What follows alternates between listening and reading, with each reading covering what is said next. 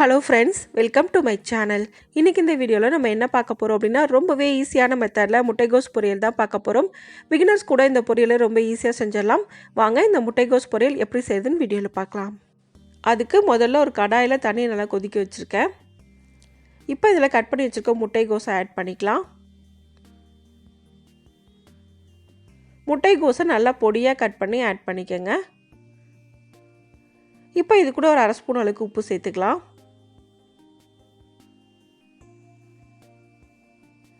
இப்போ இதை நல்லா மிக்ஸ் பண்ணி விட்டுக்கங்க.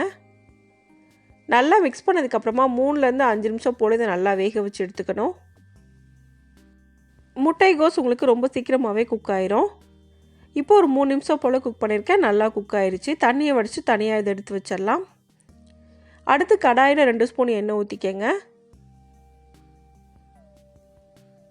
எண்ணெய் ஹீட் ஆனதும் 1/2 ஸ்பூன் கடுகு. கடுகு லைட்டா வெடிச்சதுக்கு அப்புறமா 1/2 ஸ்பூன் உளுந்தம் பருப்பு. இது ரெண்டும் நல்லா ஃப்ரை ஆனதுக்கு அப்புறமா 2 ஸ்பூன் கடலை பருப்பு. இப்போ இது கூட காரத்துக்கு ஏத்த மாதிரி ரெட் சில்லி நான் ஆட் பண்றேன். 3 ரெட் சில்லி நான் ஆட் பண்ணிருக்கேன். விதை எல்லாத்தையும் எடுத்துட்டு ஆட் பண்ணிக்கங்க. இப்போ இது கூட கொஞ்சமா கறிவேப்பிலை சேர்த்துக்கலாம். இது எல்லாத்தையும் சேர்த்து நல்லா ஒரு வாட்டி மிக்ஸ் பண்ணி விட்டுக்கங்க. இப்போ எல்லாமே நல்லா ஃப்ரை ஆயிடுச்சு. இப்போ கட் பண்ணி வச்சிருக்க வெங்காயத்தை ஆட் பண்ணிக்கலாம். நான் இன்னைக்கு ஒரு பெரிய வெங்காயம் பொடியா நறுக்கி ஆட் பண்றேன். இதை நல்லா மிக்ஸ் பண்ணிக்கலாம்.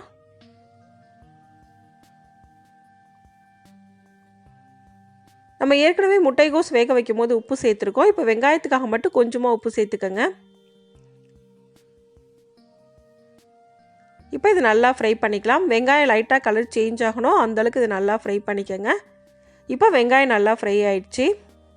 இந்த ஸ்டேஜ்ல நம்ம வேக வச்சு எடுத்து வச்சிருக்க முட்டைகோஸை இது கூட ஆட் பண்ணிக்கலாம். தண்ணி எல்லாத்தையும் நல்லா வடிச்சிட்டு ஆட் பண்ணிக்கங்க. இப்போ இது கூட 1/2 கப் அளவுக்கு தேங்காய் துருவல் ஆட் பண்ணிக்கங்க.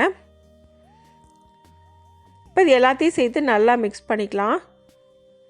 முட்டைகோஸ் வேக வைக்கும் போது நம்ம உப்பு ஆட் பண்ணியிருக்கோம். பத்தலனா மட்டும் உப்பு ஆட் பண்ணா போதும். இப்போ இது நல்லா மிக்ஸ் பண்ணிக்கங்க. தண்ணி ஃபுல்லா ட்ரை ஆகணும். அதுக்காக சிம்ல வச்சு ஒரு 2 நிமிஷம் போல குக் பண்ணாலே போதும்.